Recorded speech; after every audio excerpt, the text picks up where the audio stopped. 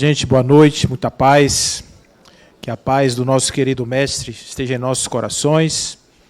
Que a espiritualidade boa, que nos ajuda na divulgação da doutrina espírita, esteja conosco nesse instante, nos trazendo paz e luz no coração. Vocês estão bem? Eu estava dormindo ali. Taninha estava com aquela e eu estava já dormindo, gente. Bom, a gente vai falar hoje sobre esse tema. Ele é super legal porque ele desmancha, desconstrói algumas ideias, né, que a gente tem, que não são de agora, são ideias antigas a respeito daquilo que nós poderíamos chamar de liberdade do espírito.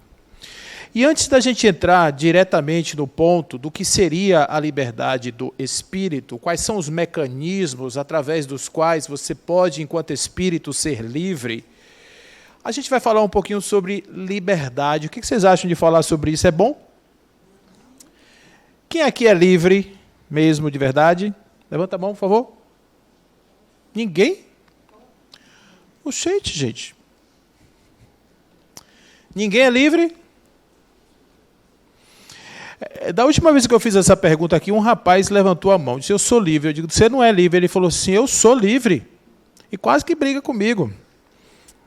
Eu digo, como é que você diz que você é livre? Então, essa é uma questão. O homem está condenado a ser livre, condenado porque ele não criou a si, e ainda assim é livre, pois tão logo atirado no mundo, torna-se responsável por tudo o que faz. Essa é uma frase de Sartre, né? E que vocês sabem que Sartre é existencialista. O existencialismo ele tem como fundamento a seguinte premissa: a existência precede a essência. Ou seja, primeiro você existe para depois você ser. É diferente um pouco do que a gente fala aqui, que a essência precede a existência, ou seja, você é espírito e já existe antes de ser o personagem. O existencialismo, como ele é materialista, ele diz, primeiro surge a pessoa, e essa pessoa, na medida em que ela vai fazendo escolhas, vai determinando sua vida, ele vai se formando e se constituindo como um ser que decide o que quer fazer, o que não quer fazer. Qual que é o problema com isso aqui?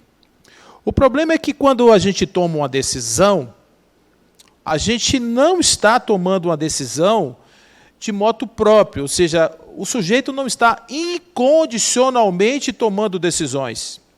Normalmente, quando tomamos decisão, nós tomamos decisão por conta de valores, de questões culturais, aspectos intelectuais, questões emocionais, questões circunstanciais, ambientais, que são fatores externos que não estão condicionados à minha própria vontade, ou seja, o meu desejo de fazer. Então, existe uma matéria interessante que a conclusão do estudo é: o livre-arbítrio não existe. Por quê? Porque eles fizeram uma pesquisa que uma área do cérebro que é motivada, o que acende, o que é estimulada quando a gente vai tomar uma decisão, ela acende antes do córtex dizer qual é a decisão que eu vou tomar. Ou seja, eu decido antes de saber que decidi. Aí eu tenho uma comparação interessante, que é a moça que vai comprar um vestido vermelho. Eu já falei isso aqui para vocês? A mulher vai comprar um vestido vermelho. Estou usando a mulher, mas podia ser um homem indo comprar um terno azul. Eu adoro o terno azul, é por isso que eu estou falando do terno azul. Mas podia ser o vestido vermelho. Serve também. A moça está no shopping, chega na vitrine e vê um vestido vermelho. Pensa um vestido bonito. Gente, bonito igual a esse que Nelba está vestindo aqui. Mas só que ele é todo vermelho, Nelba. Ela é aquele vestido que a pessoa entra e não sai nunca mais, né? Entra num personagem. Quando ela viu o vestido, ela imaginou assim que ia ter um casamento, que ia ter lá a família, um povo que nunca mais tinha visto. E ela fica imaginando assim, nossa, quando eu entrar com esse vestido naquele salão, todo mundo vai olhar para mim. Aquele povo todo vai morrer de inveja da beleza que eu aí fica já se imaginando nas poses, nas fotos e tudo mais. Só que o vestido está aonde? Na vitrine. Aí ela vai e olha o preço do vestido. Quanto custa o vestido? R$ 2.500. Aí ela dá aquele... não vai rolar, porque 2.500 é muito caro. Aí ela desiste e vai tomar um sorvete do Mac, que dá, né? O sorvete do Mac dá o quê? Uns R$4, é mais acessível. Aí ela vai tomar o sorvete do Mac, roda o shopping todo. Quando passa na frente da loja, ela vê ali embaixo do preço 24 prestações. Aí ela faz a conta, que dá 100zinho ali, que dá para ela pegar, se de repente ela dividir por 30, dá R$3 por dia. É aquela Coca-Cola que ela não vai tomar, ainda vai emagrecer para caber melhor no vestido. Olha quantas vantagens tem o vestido. E ela resolve entrar na loja e compra o vestido. A decisão de compra dela foi quando? Foi quando ela comprou ou quando ela viu o vestido pela primeira vez?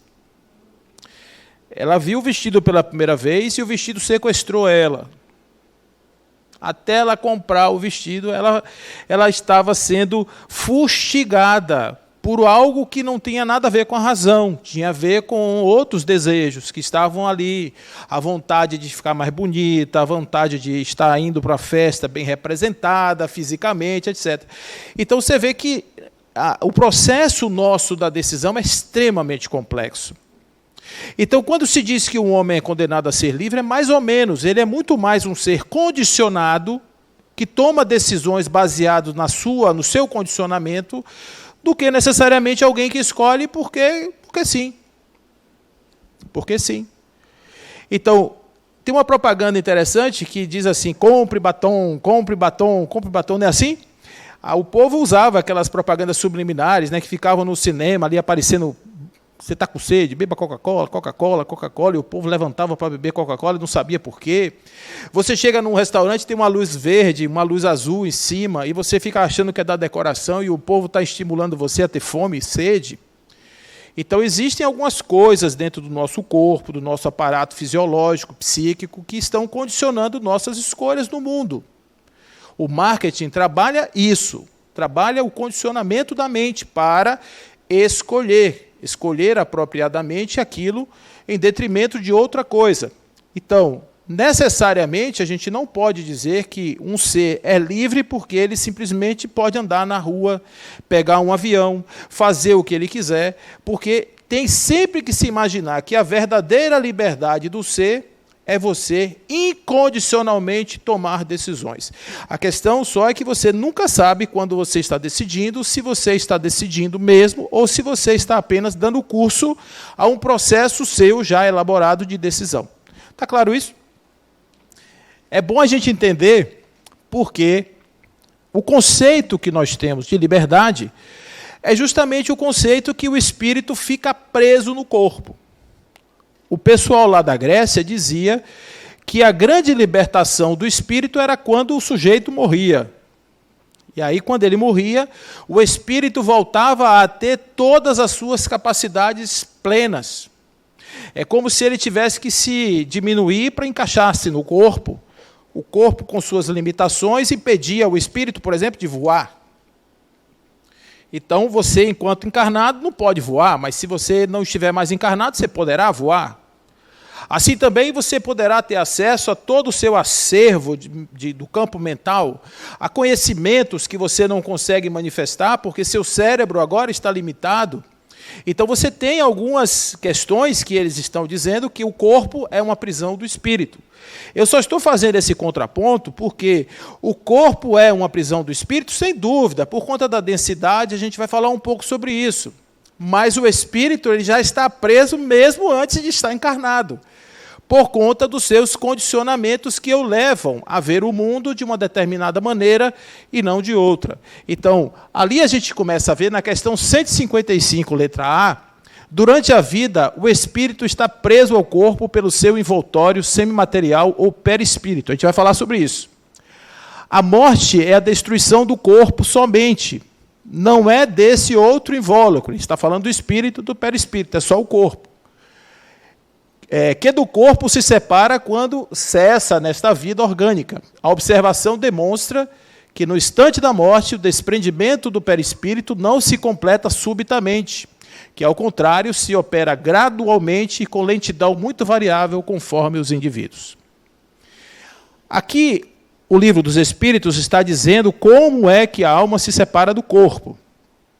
Existe, no momento da morte, aquele ato da libertação do espírito, de fato, mas isso não é decididamente uma experiência comum. Comum, que eu digo, não é igual para todo mundo. Cada pessoa tem a sua morte, cada pessoa tem o seu jeito de morrer, cada pessoa tem o seu jeito de sair do corpo. Não existe receita de bolo. Não existe receita de bolo. O que existe, basicamente, é uma verdade. Existe uma forma de se viver, de se estar em relação ao corpo, e isso determina a maneira como nós fazemos aquilo que é chamado de desencarne. Deixa eu fazer uma pergunta aqui para vocês. Vocês sabem qual é a diferença entre morrer e desencarnar? Quem sabe? Hã? Cadê o microfone? O espírito desencarna? Boa sua resposta, eu gostei dela. No caso, morrer, no caso, é o corpo. Ah. E a alma, o espírito desencarna. Eu gostei da sua resposta, entendi sua intenção, mas ela tem uma situaçãozinha que a gente vai fazer só um ajuste ali, ó. Eu acho que no meu entendimento, a palavra morte dá uma conotação de fim, de que acabou, de final. E desencarnar não fica bem claro que a pessoa só desencarnou, o espírito só saiu da carne. Certo. Continua vivo. Entendi também. No meu entendimento, ok. É isso. Acho que tinha mais alguém ali. Foi? Pronto. Ok. Bom, então, tem mais aqui? César. Oi, boa noite a todos. Ave. A morte é a morte do corpo. Isso. E a desencarnação é que sai para nós evoluirmos e voltarmos ao outro corpo. A diferença é que um morre, acabou, está ali, e o outro não. Certo. Deixa eu colocar isso de uma outra maneira para vocês, para a gente fazer assim uma vitamina e ficar tudo homogêneo. O espírito, ele é um ser eterno. Eu vou dizer eterno, mas entendam que ele é muito mais imortal do que eterno. Eterno é sempre existente, e, na verdade, eu não posso afirmar isso porque um dia ele foi criado. É assim que dizem os espíritos. Há um dia, um momento em que aquele espírito especificamente começa a ter uma existência. Então, ele é imortal. Porém, o corpo é mortal. E durante a vilegiatura na carne, o espírito está preso ou vinculado a um corpo. Ele está encarnado. Encarnado significa que ele está vinculado a um corpo. Quando morre, morre um corpo. O corpo morre. O sujeito, personagem, morreu. Está ali o fulano. Mas o desencarne é quando o espírito se desvincula do corpo. Por que eu estou fazendo essa diferença? Porque não é a mesma coisa. Fulano desencarnou porque morreu, não é uma afirmação 100% precisa. Porque o sujeito pode estar com o corpo morto, mas ele pode estar ainda vinculado psiquicamente àquela carne. Existem espíritos que acompanham o processo até da decomposição do próprio corpo, porque eles estão achando que estão vinculados ao corpo físico. Então, o desencarne é o desenlace. E o tempo de desenlace, o tempo em que o espírito se separa do corpo, isso depende muito da forma como o espírito viveu. Se ele foi sensual, se ele foi muito assim valorizador do corpo, se ele estava preso ou vinculado ao corpo como instrumento da sua representação real, é claro que ele vai ter mais dificuldade por uma questão de apego. Mas, normalmente, isso é relativamente rápido, mas não em todo mundo. Então, desencarnar é quando o espírito se liberta. Por isso que tem esse nome. A gente acha que desencarnar é o nome que o espírito dá à morte. Não é isso. Elas normalmente acontecem juntas, mas não são necessariamente a mesma coisa. Pois não. Boa noite. Boa, Luiz. Luiz. Está lembrado de mim? Sim. Do ponto de vista a respeito da morte e desencarne, essa diferença, o meu ponto de vista que eu queria trazer é a respeito de que a morte seria algo definitivo, enquanto que o desencarne é um período transitório. Não. A morte, em termos definitivos, é apenas da matéria. Não, isso eu entendi, Isso. mas quando no aspecto que você colocou, na conotação que você colocou, eu entendi como se fosse algo, a diferença, a morte como algo definitivo, mas o desencarne como período transitório, que proporciona o desvínculo posterior. Isso, na verdade, assim, só porque talvez não tenha ficado claro, quem morre é o corpo. O espírito desencarna. O espírito se liberta do corpo, ele continua vivo. Certo? Para ficar mais... Entendeu? Então não se trata... O corpo morre em definitivo, o personagem morreu, não tem jeito. Mas o espírito se liberta do corpo na medida em que ele consegue se desvincular da sua condição. Bom, então... O que acontece com essa questão da subjetividade? Nós somos seres multidimensionais.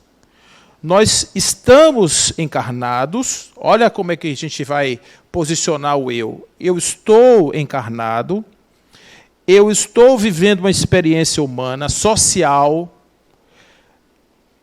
Quer falar? Opa.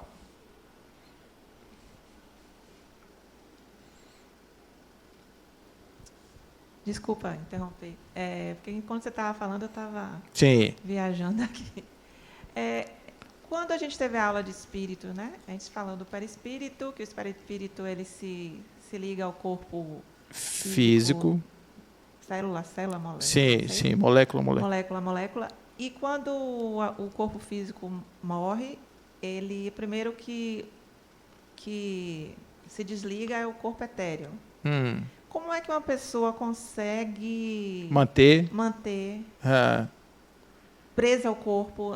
É voluntário isso? Ou até que ponto é voluntário? É isso que eu vou falar aqui agora. Nós não somos o corpo e o espírito e o perispírito. Não são partes separadas, gente. A gente precisa entender que o espírito é uno. As representações é como se fossem camadas.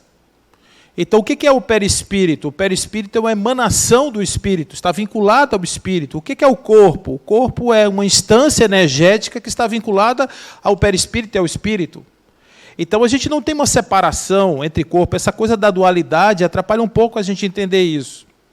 Mas, quando o espírito está preso ao corpo, ele está mentalmente vinculado, embora possa estar biologicamente já desconectado. Então, para ele, a realidade mental é a verdadeira realidade. Eu fiz uma pergunta para a mentora lá da nossa casa, uma freira. Imagina só, a pessoa viveu a vida toda num convento.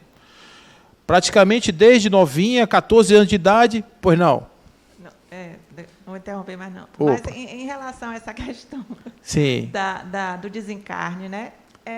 Eu estava imaginando o que é que o Espiritismo fala sobre a cremação. Porque se uma pessoa está vinculada ainda ao corpo e o corpo queima, ela deve sentir a impressão de que está queimando também. Né? Na verdade, assim, eu entendi sua pergunta. O Espiritismo ele não tem uma resposta para isso, não. Até porque é o seguinte, normalmente o prazo que é dado entre aquele momento em que o corpo desce e o que ele é cremado tem um período ali. Normalmente se dá 48 horas, aí alguma coisa, 72 horas, que é um período que as religiões, de um modo geral, entendem que ali não existe mais nenhuma vinculação energética e tal, para não ferir esse tipo de coisa. Do ponto de vista da realidade, aquele corpo, quando não tem mais vida, ele é uma massa, ele é uma matéria, ele não tem. A impressão que fica é a do espírito. Se, de repente, uma família percebe que aquele espírito é muito vinculado ao corpo, pode optar por uma outra maneira em respeito a ele. A gente não tem como saber. Então, normalmente se dá esse prazo pensando nisso. Então, o Espiritismo tem uma opinião sobre isso, porque a gente precisaria ter um mecanismo para chegar e perguntar para o desencarnado: irmão, você já saiu mesmo? Já liberou?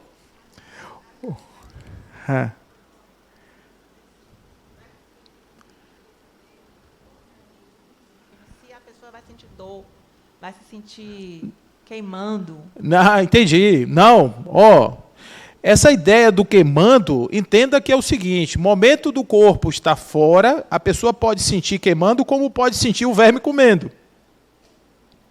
Então você fica entre a cruz e a caldeirinha. Se você enterra, o sujeito fica dentro de um caixão achando que está morto, se queima, ele está se sentindo queimado.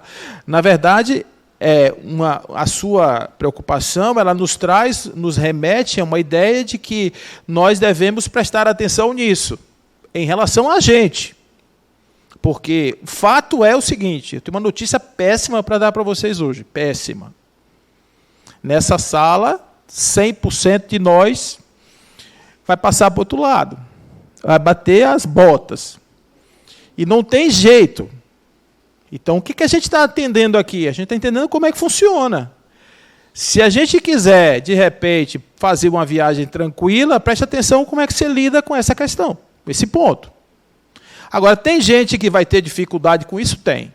De qualquer jeito vai ter. Tá bom?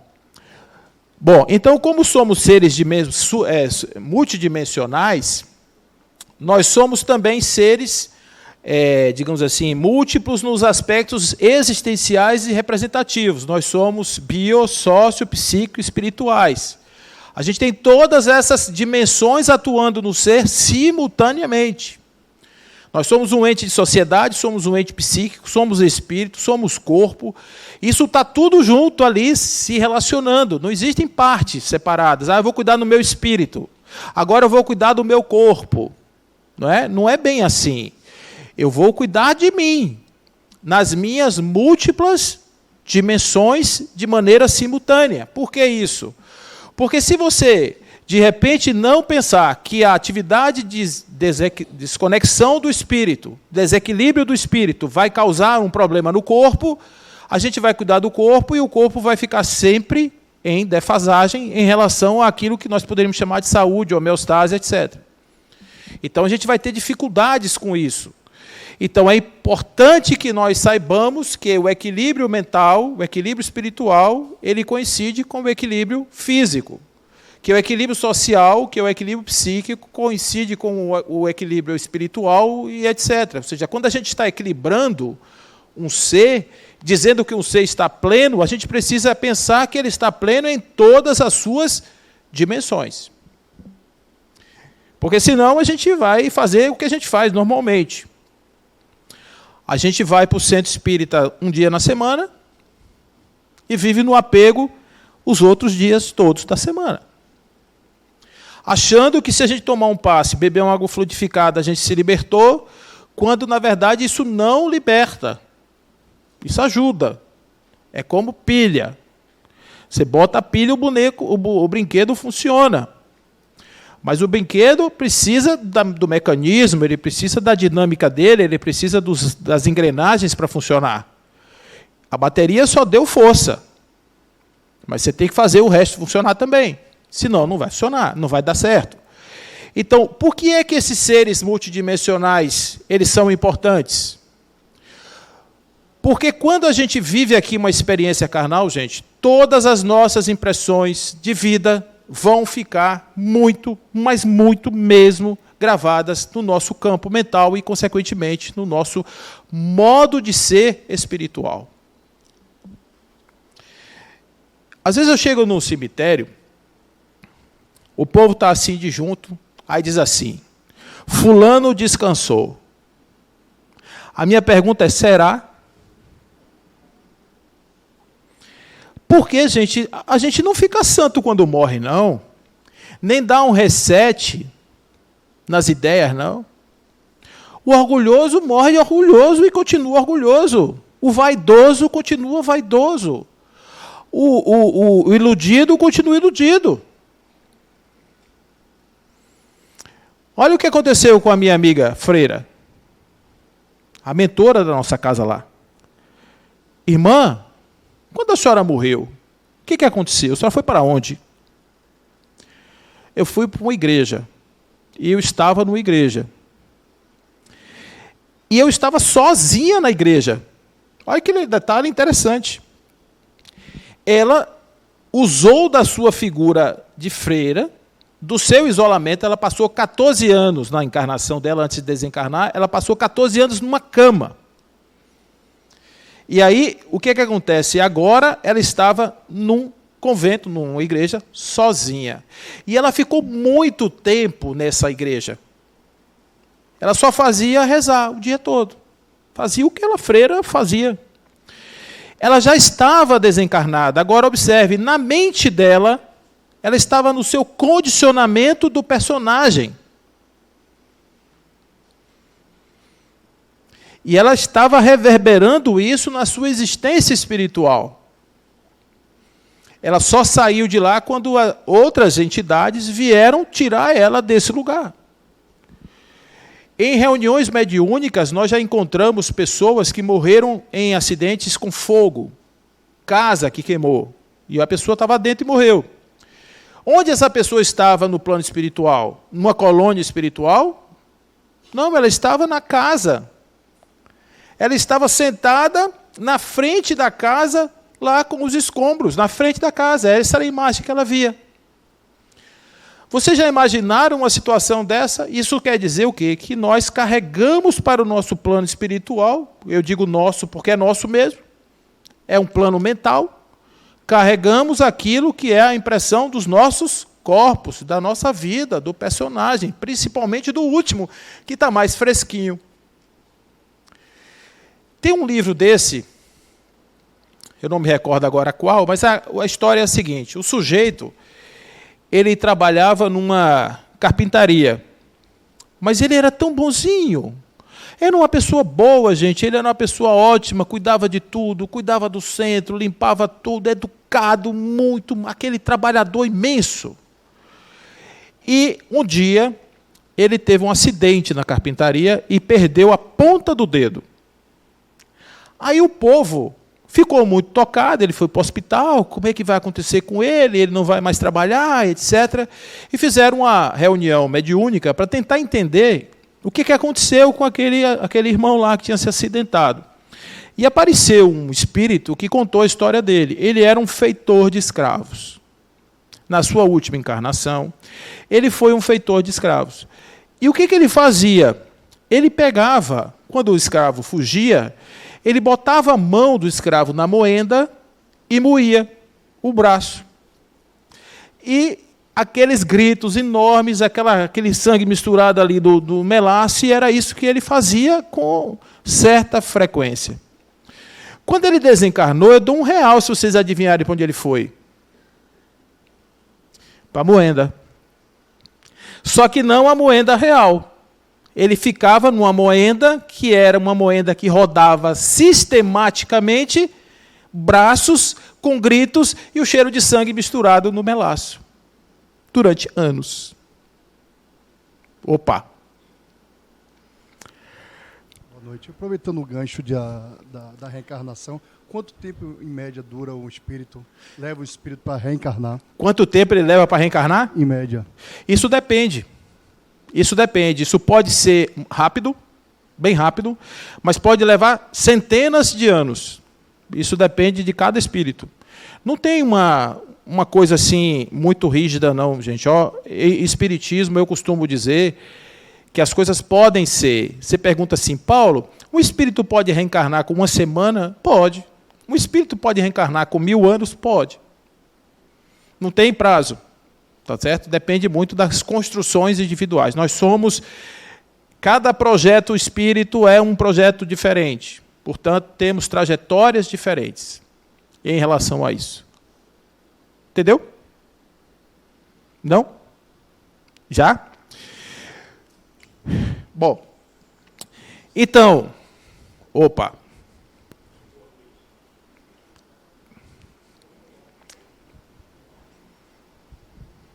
Eu queria que você abordasse um pouquinho mais essa questão dessa busca da plenitude entre o corpo, o espírito, etc. Porque me parece uma coisa um tanto quanto utópica, ou seja, nós buscamos sempre isso, mas me parece um pouco inalcançável você ter um perfeito equilíbrio ao longo do tempo entre essas dimensões, diversas dimensões. Quer dizer, tentamos, mas será que conseguimos 100% isso? É difícil. Entendi. Luiz, o que Luiz está dizendo aqui é a mais absoluta verdade. O que a gente imagina como o perfeito não é o nosso estágio atual agora, porque o nosso estágio atual agora ainda não nos permite ter a liberdade que a gente pode ter. Então, nós ainda somos muito condicionados aos nossos atavismos. É por isso que a gente não consegue ter a plena igualdade, o equilíbrio entre o corpo e o espírito nas nossas múltiplas dimensões. Porque os nossos atavismos, eles buscam em nós a realização, é a sombra psíquica, o inconsciente. Ele está o tempo inteiro tentando ganhar energia para vir à tona e acontecer o conteúdo que está reprimido, o conteúdo que está guardado. Como a gente vem de vidas passadas e trazemos nessas vidas passadas a simplicidade e ignorância como fonte, como partida, e a luz como destino, esse nosso passado do início, onde nós somos simples e ignorantes, porque não sabemos o que somos, isso faz com que nós tomemos escolhas façamos escolhas completamente estranhas. Então, tem pessoas, por exemplo, que podem escolher entre ir por aqui e por aqui, e resolve ir por aqui. E isso não quer dizer que ela vá lá na frente, vá deixar de se encontrar o seu destino, porque o destino é inexorável e igual para todos. A questão é só que o trajeto dela vai ser um pouco mais longo. Ela vai carregar mais dores durante mais tempo, ela vai ter mais dissabores. Isso vai cobrar uma conta na vida. Então, nossas dificuldades não são com os nossos potenciais. As nossas dificuldades são com a nossa maneira de encarar os nossos potenciais. Por isso que a gente não consegue ser pleno. Mas isso não é utópico, isso é real. A gente só não conseguiu fazer ainda, porque a gente está muito fora desse eixo. Entendeu, Luiz? Bom, então, a partir daí a gente começa a ver o seguinte: por que isso existe? Porque a gente vive numa espécie de gestalt. A gente constrói uma realidade, e a realidade que a gente constrói, ela não é objetiva. Quando a gente vê a vida da gente se acha e se entende dizendo: eu sou fulano, eu me conheço, fulano faz assim, fulano acorda, faz isso, tem esse hábito, prefere isso do que aquilo, eu torço para o time tal e não para o time qual. Então, quando eu começo a fazer as minhas escolhas, eu começo a ter a minha mundividência, eu começo a desenhar uma realidade que é minha, particular. Então, você pergunta, por que um espírito morre mal? Por que uma pessoa morre mal e o espírito desencarna mal? Porque a pessoa não consegue enxergar uma outra possibilidade de ser que não seja aquela. E vai dizer que a pessoa está errada. A pessoa vai dizer o quê? Quem está errado é você. O que está acontecendo hoje no mundo? Cada um quer ter razão. Todo mundo quer ter razão e o mundo melhor é o meu. O seu não presta. O seu é uma coisa horrível. Inclusive você é isso, aquilo outro, porque você acredita nesse mundo. A gente esquece, gente, uma coisa que é chamada de espírito do tempo. A gente esquece uma coisa que é chamada de estágio evolutivo. A gente esquece uma coisa que é chamada de cultura. E a gente esquece, mais do que tudo, que todo o nosso processo cognitivo, de ideia, de pensamento, está baseado em um modelo mental. Que os nossos modelos são simplesmente diferentes. Não quer dizer que você seja pior do que você não concorda comigo. Mas hoje nós estamos criando uma ideia de que existe uma realidade e quem não concorda com essa realidade é isso, aquilo outro. Eu estou pegando apenas um exemplo para dizer que quando a gente vive uma vida e faz uma escolha em relação a ela, a gente acredita que essa escolha foi a melhor escolha que a gente fez. Existe um capítulo no Evangelho segundo o Espiritismo que é chamado Cuidar do Corpo e do Espírito. E a gente tem lá, nesse capítulo, nessa parte, a gente faz uma leitura lá do Espírito dizendo o seguinte, ó, você tem que cuidar dos dois. Você não tem que cuidar de um ou do outro. Ah, mas tem uma ideia, que é a ideia dos ascetas. Aqueles caras que comem folha, comem raiz, passeira e natureba. E o corpo fica totalmente privado de outras fontes de energia. Esses estão certos? Não, estão errados. Tanto quanto aqueles outros que são sensuais, que acham que o corpo é uma máquina de prover prazeres e sensações, também estão errados. É preciso entender que os dois caminham juntos. Você tem que estar o tempo inteiro buscando essa sintonia. Existe uma desconexão ocidental entre o corpo e o espírito. A gente aprende que corpo é corpo e espírito é espírito. Isso é errado. E a gente não pensa que tudo que a gente faz, tudo que a gente sente, afeta todo o nosso campo, inclusive espiritual. A pessoa sente raiva e não tem ideia do veneno que é a raiva. Se a gente tivesse ideia do veneno que é a raiva, a gente ia correr léguas da raiva. Você sabe qual é a melhor definição de raiva que eu já vi até hoje? A raiva é um copo de veneno que você bebe querendo que o outro morra. Eu achei isso ótimo. Porque só quem se prejudica com ela somos nós. Cheio de pessoas aí vivendo certas certezas, mas que depois que desencarnam tomam cada susto, gente. Tomam cada susto. Eu fico imaginando Nietzsche desencarnado. Eu fico imaginando um cientista, aquele cientista que desencarnou agora recentemente, como é o nome dele? Stephen Hawking. Stephen Hawking. Eu estava confundindo o nome dele, mas estava vindo na cabeça, todo trocado o nome dele. Stephen Hawking. Imagina ele. Imagina os ateus, quando de repente se veem fora do corpo e veem que tem uma realidade que ele negava completamente. Então, tem pessoas que tomam susto, gente. Olha, existem relatos de pessoas desencarnadas que acham que quando a gente morrer, a gente vai dormir. Não tem essa história? Você dorme, quando morre, fica esperando Jesus voltar para lhe acordar. Então, os espíritos que estão com essa verdade na cabeça, quando eles chegam no plano espiritual, eles chegam no plano espiritual dormindo. E ficam lá, dormindo.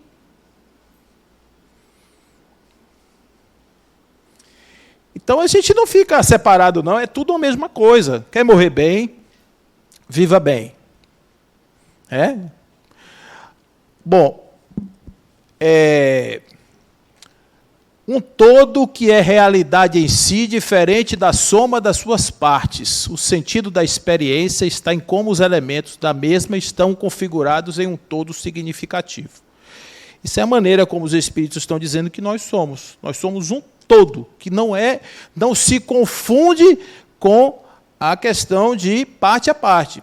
E aquela figura ali, que é a figura da Gestalt, é o seguinte, a gente se vê no espelho, a gente é uma coisa, mas se vê outra. Vocês concordam com isso? Você olha para o espelho e diz, mas como eu sou legal. Aí tem o seu vizinho que diz, mas que sujeito estranho. Que figura estranha esse rapaz. Como eu sou bom. Está vendo como eu perdoo? E o outro lado está dizendo, miserável. Então, a gente tem essa maneira de ver a gente e ver os outros baseado em modelos, em fantasias. Quando Pedro fala de Paulo, eu sei mais de Pedro do que de Paulo. Por que isso existe? Porque quando eu estou fazendo a minha leitura do mundo, eu estou fazendo baseado em quê? No meu acervo. Naquilo que eu carrego dentro de mim. Eu espero que, numa altura dessa do campeonato, a gente saiba que A gente vive dentro dessa nossa realidade como se a gente estivesse numa prisão. Uma prisão vigiada o tempo todo. Porque nós estamos olhando as nossas limitações, cada mundividência dessa, gente, cada vez que eu estabeleço uma âncora de ideia, de pensamento, quer seja religioso, científico, filosófico, qualquer coisa, o que eu estou construindo? Eu estou construindo limites. Eu estou me aprisionando dentro desse espaço. É como a freira, minha irmã lá, que foi parar dentro da igreja. Então, se eu, de repente, sou uma pessoa fechada numa ideia, essa ideia é muro que me cerca e que me prende. Então, o sujeito pode ter o espírito desdobrado, pode morrer 1000 vezes, ele pode fazer 1000 desencarnações, mas se ele não se libertar desses atavismos mentais, ele continua sendo preso. Preso não fisicamente, mas ele preso mentalmente. Quem assistiu o nosso lar aqui, levanta a mão. Vocês viram aquela cena do umbral? Vocês viram ali que tem representações do umbral, que são pessoas vestidas, tinha uma mulher vestida com uma roupa como se fosse uma rainha? Não é? Da mesma maneira que no plano espiritual a gente faz projeções, na Terra a gente faz também. Eu nunca me esqueço de um relato de professor Raul Teixeira, de que certa feita ele estava andando numa cidade e ele tem um mentor que chama Camilo, mentor dele. E aí ele vem andando numa cidade e tem uma senhora, que era uma moradora de rua, que ficava girando em torno de uma estátua, tipo aquela estátua que tem no Campo Grande, que é uma estátua grande, que tem o cacique ali em cima. E ela ficava girando ali em volta da estátua. E aí o Raul fez o seguinte comentário para a pessoa que estava do lado: "Oh, coitada, a mulher fica rodando em volta, coitada, que vida horrível essa mulher tem." Aí Camilo chamou a atenção dele. Falou: "Você sabe quem é essa?" Em cima dessa estátua tinha uma rainha. Uma mulher, uma representação. Essa é aquela. Essa era aquele personagem que agora está vivendo essa experiência. É o mesmo espírito. Ele está atraído pela sua imagem antiga, sem saber. É uma espécie de Matrix mesmo, gente. Ó, esse processo aí é mente. O plano espiritual é todo mental. Todo mental. É importante a gente se conhecer, é importante a gente se saber espírito, não para a gente dar aulas de espiritismo, mas para a gente poder viver uma vida melhor. Ou vocês acham que vão ficar para semente? É preciso a gente estar preparado. Então, quando a doutora Elizabeth Kubler-Ross faz o estudo sobre a questão da tanatologia, a questão da morte, ela faz um estudo para que as pessoas, não que as pessoas se acostumem com o processo da morte, porque a morte vai ser sempre uma coisa dura para a gente. Mas para que você viva de uma forma tal que, quando chegar esse momento, você não transforme isso em algo destruidor, desagregador. Porque realmente é complicado. Eu já fui em determinados lugares. O senhor morreu e a esposa dele ficava rodando na cozinha, deitada, assim como uma criança no shopping, pedindo pipoca, sabe? Por que você foi? Por que você foi? Rodando. Então a gente não tem ideia do que está acontecendo ali. O pobre, o seu Didi, estava ali do lado, olhando para ela, dizendo: "E agora, como é que eu faço? Como é que eu vou embora? Um negócio desse? Deixar a casa desse jeito?" É só para a gente pensar, tá, gente? A partir daí, a gente começa a pensar o seguinte: o espírito se liberta do corpo? Sim. O espírito pode fazer voos de liberdade? Sim. Lembrando que a liberdade do espírito será uma liberdade condicionada ao seu estado emocional, psíquico, etc. Tudo que eu vou mostrar para vocês daqui para frente tem a ver com a maneira como eu vivo.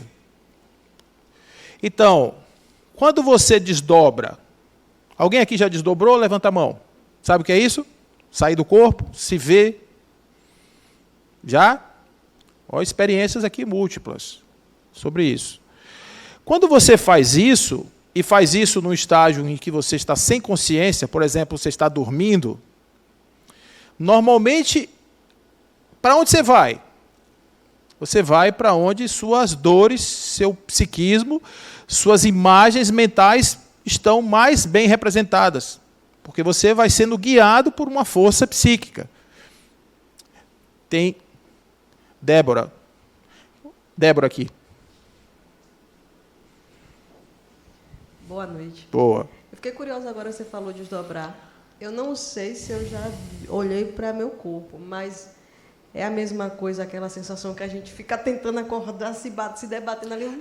Acorda e faz... É mais ou menos essa aí. Você tenta tentando acordar e não consegue. Aí fica achando que morreu. O corpo físico, assim, fica tentando... Você está meio consciente. Você acha que morreu, é por aí.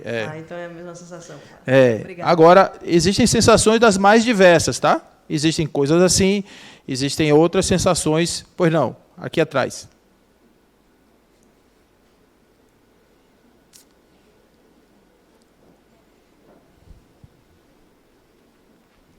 Boa noite. Boa. A condição de você estar tanto consciente de que está em um sonho, sonhando, com a mente nos dois pontos e sabendo tudo o que está acontecendo. Você sabe que está dormindo, que está sonhando, e você consegue ter a percepção tanto do que está ao seu lado físico e consciente, como também as representações, né, dos próprios sonhos. Uhum. Isso é esse processo que você citou? Isso mesmo. Projeção? Isso mesmo, é projeção. Projeção, inclusive, tem gente que faz isso de maneira consciente, absolutamente consciente. Então, os graus, a forma, a maneira como você vai projetar, como você vai desdobrar, isso é muito particular. Então, normalmente, a gente tem sonhos e sonhos. Existem sonhos que você tem certeza que você viveu.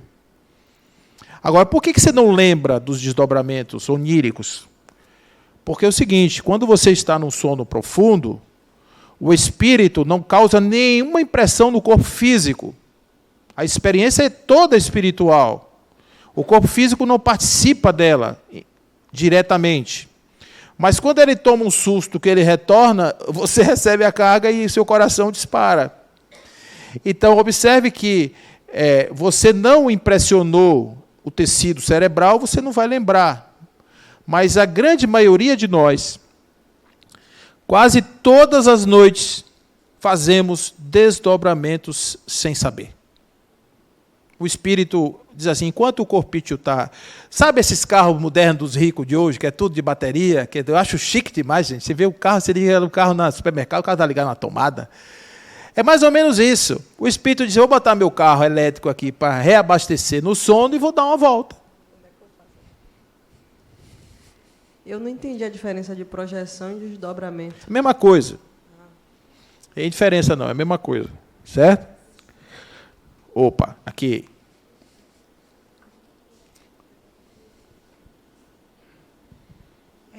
Porque eu vivi uma vez uma experiência, eu não sei se foi um desdobramento, mas eu não estava dormindo. Eu estava em minha casa, malhando em uma esteira elétrica, e é como se abrisse um portal na parede, e, de repente, eu me via do outro lado, com pessoas que já tinham falecido, e me chamando, vem, fica aqui, fica aqui. Aí eu dizia, não, eu não vou ficar, não é minha hora, não é minha hora. E quando eu despertava, assim, eu estava na esteira, meu coração, pum, pum, pum, pum, e a minha pulsação estava, que eu digo, nossa, eu vou ter um treco, eu acho que eu vou morrer aqui. Isso.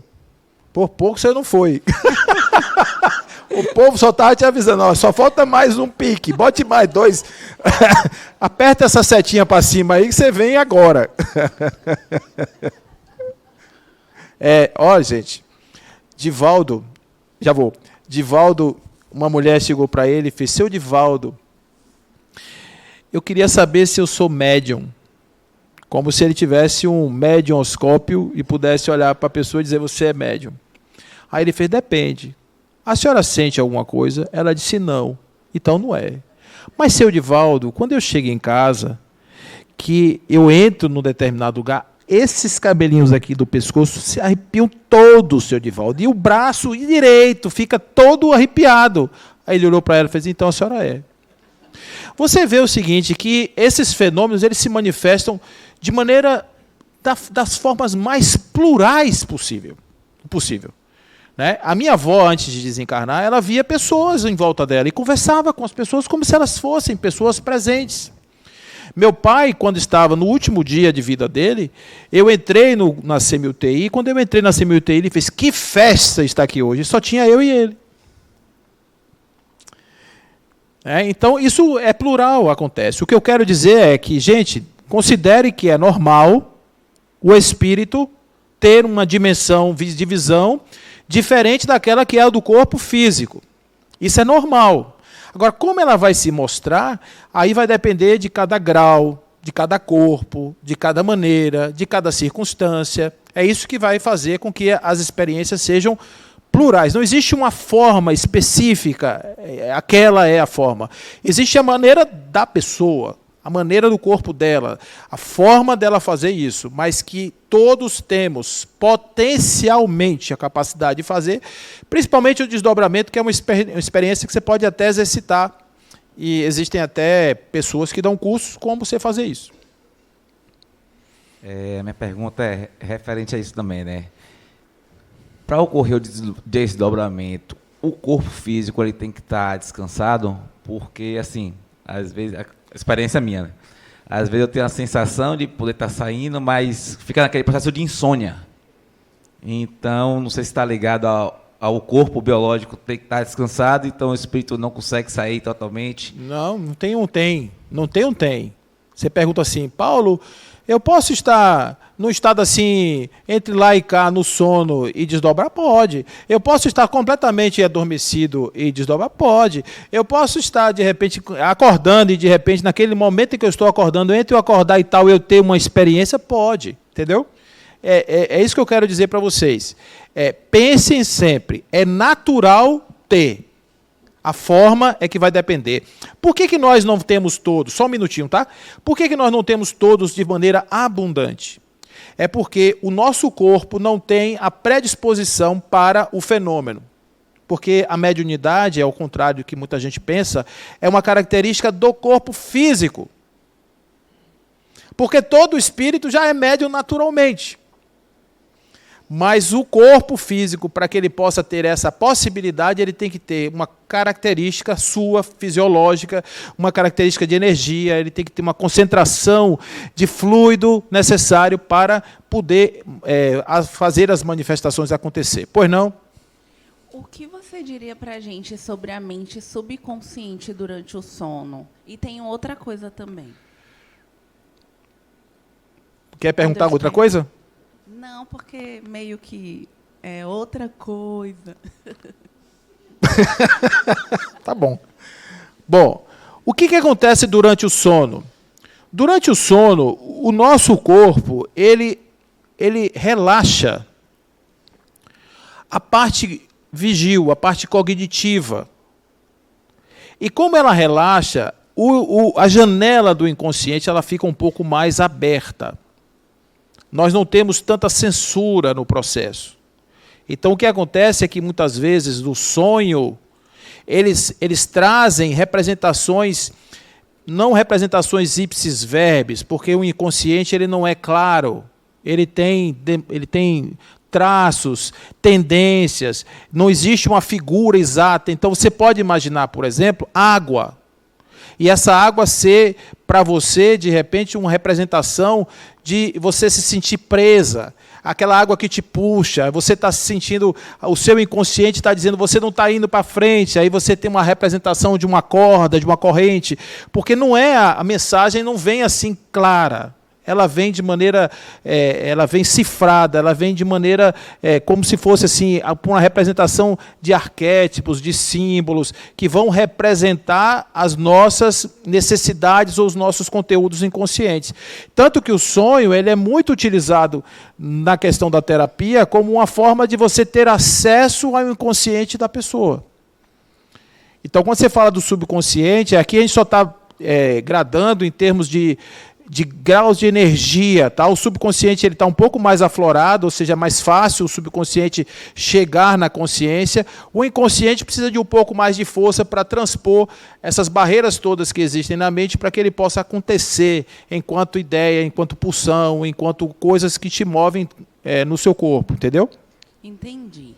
Quando eu comecei a desenvolver as coisas mais óbvias sobre ser humano, que é, por exemplo, não negar os sentimentos reais, como tristeza, frustração, amor, saudade, dor, né, em todos os seus níveis.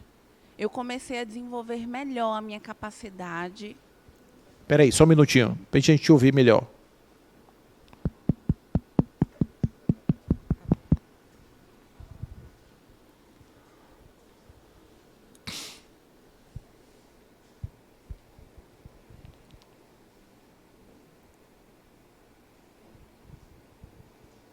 Então, eu comecei a desenvolver melhor a minha capacidade de percepção ativa, né? Porque eu pude perceber que sobre ser espírito vai além de se reconhecer um ser mental.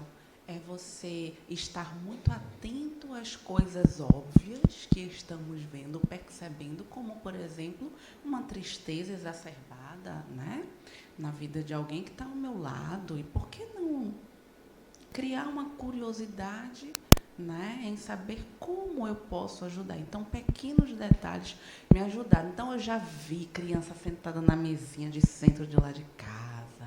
Eu já vi, não vulto, né, que as pessoas costumam falar isso, mas eu já vi homem em pé. Então, eu estava deitada, ele estava em pé na beira da minha cama. Então, quando eu comecei a...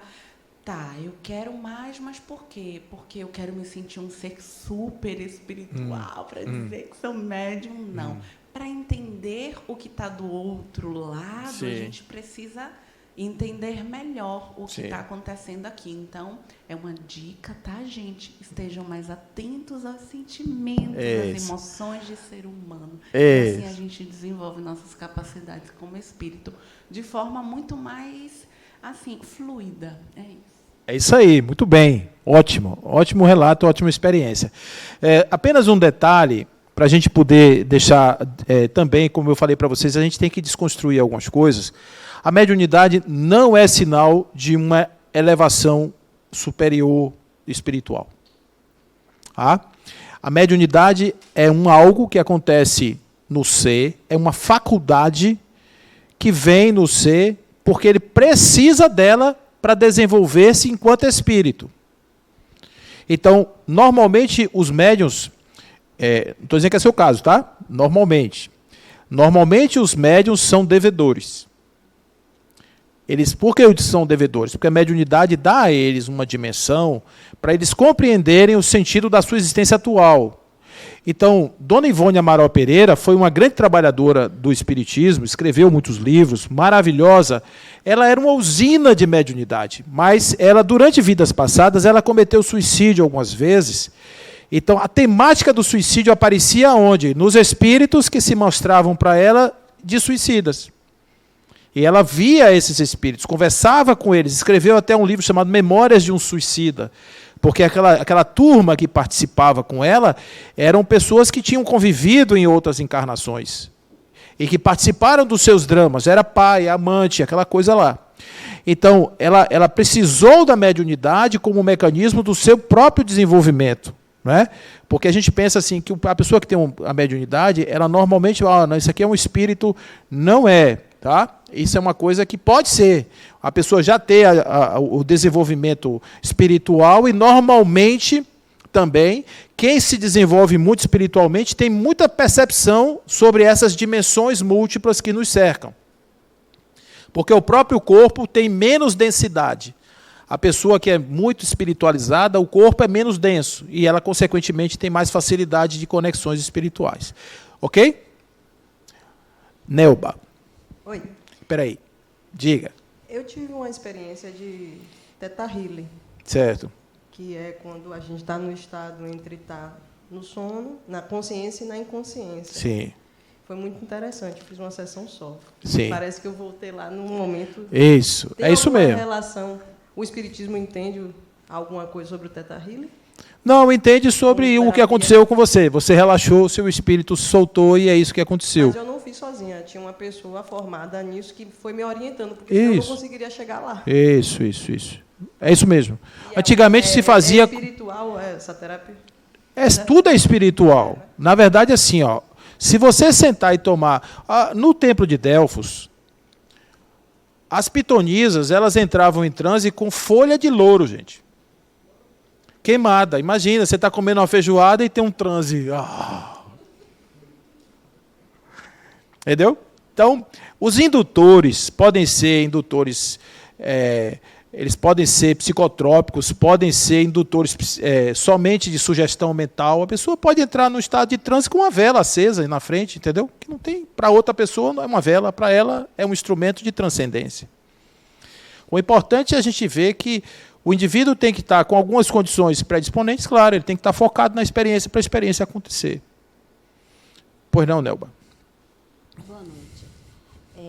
Eu costumo ler a aula do dia no dia. Certo.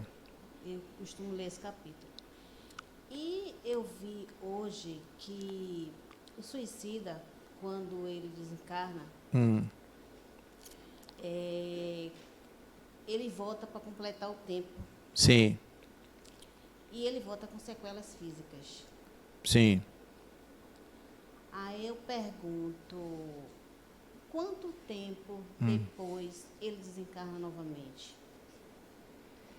Entendi. Eu posso te responder assim, pois não. Também pergunta que é isso aí. As pessoas que nascem com deficiências físicas Sim. são espíritos desencarnados suicidas? É isso, gente. Aí, ó, tá vendo as perguntas de Nelba? Eu vou responder, eu vou pedir só que você me dê um tempinho para eu responder as duas perguntas para você, e se por acaso eu não responder, você me fala que eu volto no tema, porque isso está um pouquinho aqui na frente, essa questão do suicídio, que eu quero abordar isso de uma forma especial, e aí a gente chega lá, tá? Pode ser assim? Pronto. Então, só para a gente entender essa fisiologia aí, ó, esse mapeamento, o que é o que a gente chama de aspecto trino do ser humano?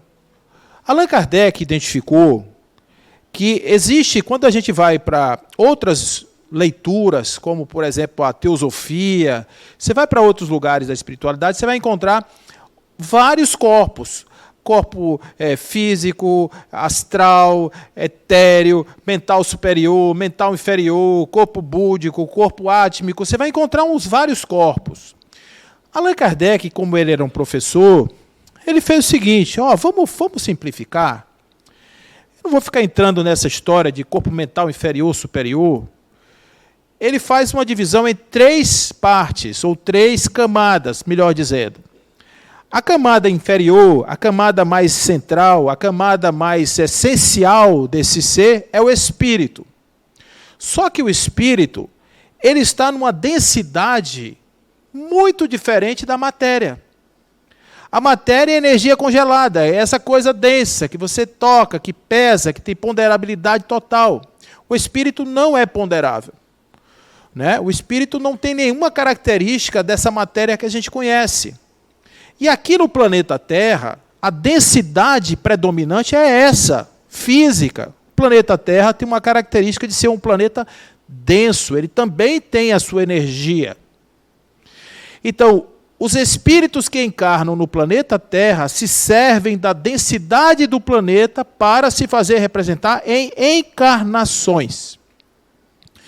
Então, o corpo físico é a representação momentânea, impermanente do espírito durante uma encarnação. No lugar que ele estiver, o corpo terá a densidade característica do local onde ele encarnou. Aqui na Terra é essa. Em outro planeta pode ser outro. É por isso que é difícil você botar um telescópio e querer ver o marciano tomando banho de mar dia de domingo de manhã. Né? Você não vê nem o mar. Então, é porque é outra dimensão. Então, aqui na Terra, o corpo é esse. O espírito é extremamente volátil. Como é que um interage no outro? Como é que existe essa interação? Então, Allan Kardec traz o conceito do perispírito, que ele faz, inclusive, uma comparação com aquela parte da fruta, né, que é a parte interna da fruta. E ele diz, isso aqui é um perispírito porque ele é um instrumento de conexão entre o espírito e o corpo. A gente precisa entender que essa estrutura, embora seja 3 camadas, mas nós estamos falando de um único ser. Ok? Um único ser. Um único ser que interage nas 3 camadas. O espírito interage no corpo, o perispírito interage no espírito, interage no corpo. Está tudo ao tempo todo ali se comunicando. Não tem nada que aconteça no domínio que não reflita no outro. Então, o que nós estamos falando aqui? Nós estamos falando que em um determinado momento, essa entidade que é o espírito, através das propriedades do perispírito, ela consegue ter uma projeção, por isso o nome está chamado de projeção, que é como se ela estendesse sua existência ou sua capacidade de percepção para longe do lugar onde está o corpo. Então, ela não sai do corpo e vai passear. Ela projeta. Está claro isso para vocês? O conceito é uma projeção. Então, ela não sai porque ela está conectada naquele campo. Ela está presa naquele campo. Então, ela fica ali, ela vai, projeta e volta. Tem uma história interessante, que é a história de Emanuel Swedenborg. Ele tinha uma clarividência, essa possibilidade de ver de longe. A pessoa está enxergando uma coisa que está acontecendo num lugar que o olho físico não está vendo, mas ela está vendo. E ele viu que na cidade dele, estava tendo um incêndio que ia queimar a casa dele. E ele falou, agora está acontecendo um incêndio. Assim, assim, assim, contou como era o incêndio. E eles só foram confirmar essa informação 2 dias depois. Então, existem pessoas que conseguem ver a distância, que têm a clarividência. Existem pessoas que têm outras propriedades de mesma natureza, de você poder estar num outro lugar, seu corpo está aqui, mas a pessoa... Santo Antônio, esse que o povo gosta de pendurar de cabeça para baixo, para arrumar casamento para as moças, Santo Antônio era um médium incrível. E ele fazia, inclusive, ele tinha uma propriedade mediúnica, uma faculdade, que era da bilocação. Ele conseguia materializar-se em outro lugar. Inclusive, tem uma história que conta que ele vai no tribunal defender o pai dele. Ele estava numa cidade e apareceu no tribunal para defender o pai. Então, essa faculdade existe, gente. É natural. É natural a pessoa poder fazer essa projeção. Tá certo? Então, o perispírito, ele é um instrumento de conexão entre o espírito e o corpo. E ele é a base fundamental do processo da mediunidade. Então, quando um espírito vai encostar no médium, e deixando claro aqui que o médium é o que está no meio, tá, gente? Você só tem uma experiência mediúnica quando existe um espírito e alguém na outra ponta que vai ouvir o que o espírito quer dizer. Você está no meio, você está fazendo o papel do médium. Então, quando o espírito encosta no médium para dar uma comunicação ou para usar o aparelho físico do médium, o que acontece? O perispírito do médium se expande. Por isso é que a primeira sensação da mediunidade é você estar inchando por dentro, e chama de balumento. É como se tivesse embalonamento, em português. E o espírito também faz a mesma coisa, ele expande. E você tem uma confluência perispiritual. E através dessa confluência perispiritual, uma entidade consegue mandar informações perceptivas para outra entidade. E é por isso que a mensagem passa do espírito comunicante para o médium. E tem aí os graus mais possíveis variados de mediunidade. Você tem uma mediunidade sutil, que você tem ideias, E você repete essas ideias. Você tem aquela mais ostensiva que o espírito realmente ele usa todo o aparato do sistema nervoso central do médium. O médium passa a ter as sensações, passa a ter o movimento, aí a escrita, aí a forma de falar. Existe um negócio chamado superincorporação, que ele muda as feições. Vocês já viram o Divaldo incorporando Bezerra de Menezes? O rosto dele muda. Né? Muda as feições do rosto. Então, isso chama superincorporação. Isso depende muito de grau. Na questão 459 do Livro dos Espíritos, Allan Kardec pergunta assim: os espíritos influenciam em nossa vida? A resposta: muito mais do que imaginas, ou mais do que você imagina. De ordinário, são eles que vos dirigem. Então, o tempo inteiro nós estamos recebendo sugestões espirituais, gente. O tempo inteiro. Quando é que você sabe que a ideia é minha e a ideia é do espírito? Vocês iam perguntar isso, tenho certeza. Quando é que eu sei que é do espírito? É quando nasce uma ideia na sua cabeça que você talvez nunca tivesse. Aí você pode ter certeza que alguém lhe deu essa ideia. Mas quando você tem uma ideia que já é sua natural, que está acostumada, que está no seu campo de ideia e tal, provavelmente é uma ideia sua mesmo. Aí tem o povo que tem uma mania assim de pensar umas coisas absurdas, e esses espíritos não me deixam em paz. Aí o pobre do espírito está de junto assim, diz: eu, minha senhora, se eu encostar na senhora eu fico pior do que eu estou e não vou de jeito nenhum. Deixe quieto aqui. Então, isso aí está na questão 135A, que é essa questão dessa divisão. Então, as propriedades perispirituais, o perispírito tem muitas propriedades, como, por exemplo, quando você chega no plano espiritual, você vai encontrar com outro espírito. Ele vai ter uma forma para você. Que forma é essa? Aquilo ali é a mente dele que plasmou no perispírito aquela forma.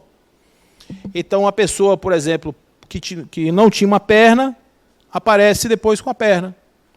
A pessoa que era idosa, aparece mais nova. Aparece com a aparência de uma outra encarnação. Isso vai depender, porque ele é totalmente maleável pela mente. Daí você começa a imaginar que mente sã, corpo são é uma verdade. Porque como o corpo físico está totalmente conectado no perispírito, inclusive o perispírito é um modelo organizador do corpo, é exatamente a cópia fiel do corpo.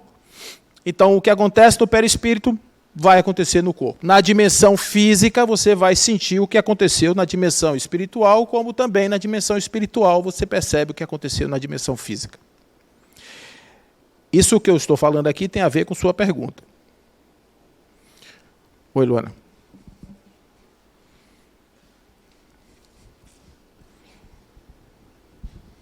Boa noite, gente. Eu assisti uma vez uma palestra de Divaldo, estava lá, na verdade foi um seminário, que ele estava no ano passado, em setembro. Ele foi a esse seminário com olho roxo. E lá ele explicou o que é que aconteceu, né? Tem, até hoje, até nos dias de hoje, muitos espíritos, né, que o perseguem e tal, né? Quer impedir que ele faça um lindo, grandioso trabalho que ele faz.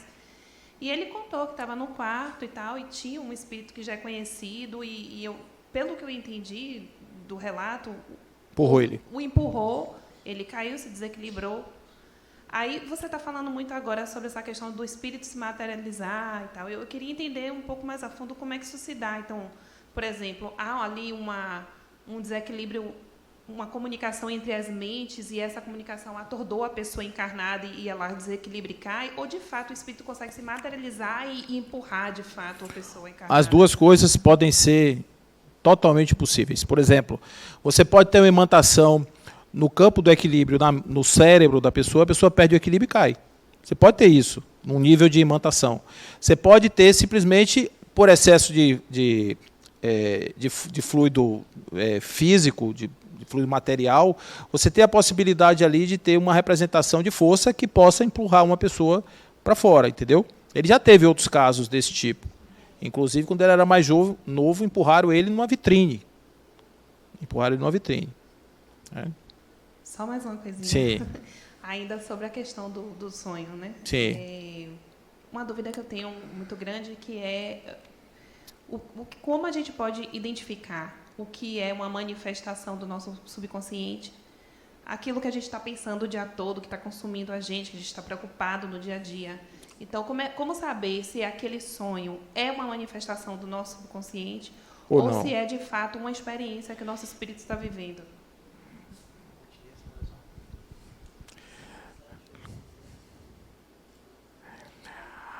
Pô, gente, isso que Luana está perguntando é extremamente comum a gente se perguntar. E eu até antecipei essa pergunta dela nesse instante. E olha que eu não estou falando de mediunidade. Como é que eu sei que é meu?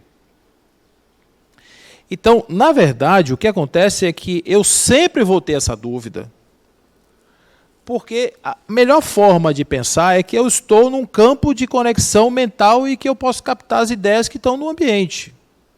Então, se de repente eu começo a ter determinados tipos de pensamento recorrente, eu preciso fazer uma investigação em mim, da origem desses pensamentos. Por que é que eles estão chegando? Porque se for de uma outra entidade, na pior hipótese, eu estou nessa sintonia desse tipo de pensamento.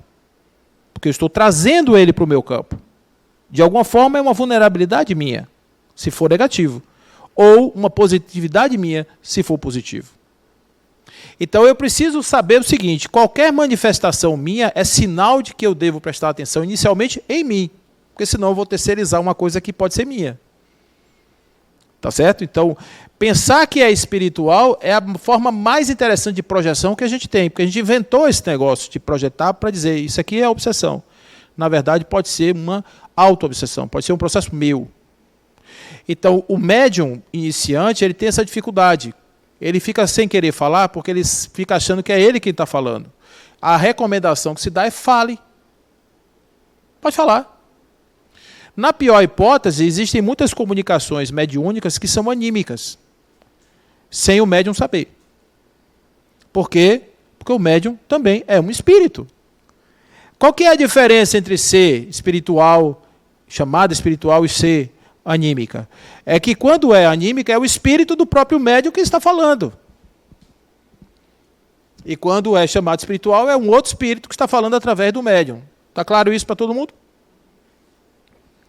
Então a gente pensa aí, nesse processo aí seu, né, a gente tem que entender que tudo que vem na mente precisa de uma atenção especial, para que a gente possa realmente saber que ali é um despertamento. Por isso que a mediunidade é importante para, principalmente, as pessoas que têm necessidade. Por que isso? Porque a gente começa a ter insights, começa a ter, ser encaminhado mais forçosamente a lidar com os nossos conteúdos e com as nossas vibrações. Por isso que a mediunidade é uma bênção. Por isso. Mesmo independente do que ela faça. Bom, já falei sobre isso aqui, tá? É só para deixar claro que o nosso mecanismo de libertação mais comum é esse, que acontece toda hora. Quando a gente está dodói, isso facilita. Quando a gente está dormindo, isso facilita. Quando está cochilando, isso facilita. Quando está meditando, isso pode acontecer. Quando está numa sessão de reiki, uma sessão de teta healing, uma situação qualquer, você de repente pode ter uma situação desse tipo. Qualquer coisa que possa levar você a não estar na concentração do estado de vigília pode fazer com que o sujeito entre nesse estado de libertação. O espírito do céu, eu vou dar uma voltinha ali e volto agora. Então, durante o sono, a alma repousa como o corpo, questão 401 do Livro dos Espíritos, a resposta é a seguinte: não, o espírito jamais está inativo.